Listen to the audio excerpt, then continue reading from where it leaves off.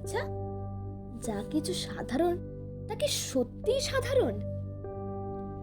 দেখো, ভালোটাকে ভালো হিসেবে বুঝতে গেলে মন্দকে জানতে হয়।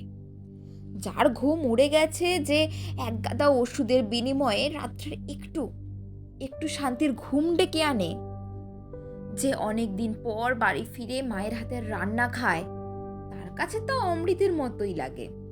তাই জীবনটা থেকে মন্দকে বাদ দিয়ে বা ভুলে গিয়ে বাঁচা যায় না। তাকে গ্রহণ করে তবেই যা কিছু সাধারণ তা যে আসলেই ভালো, এটা বুঝতে পারা যায়।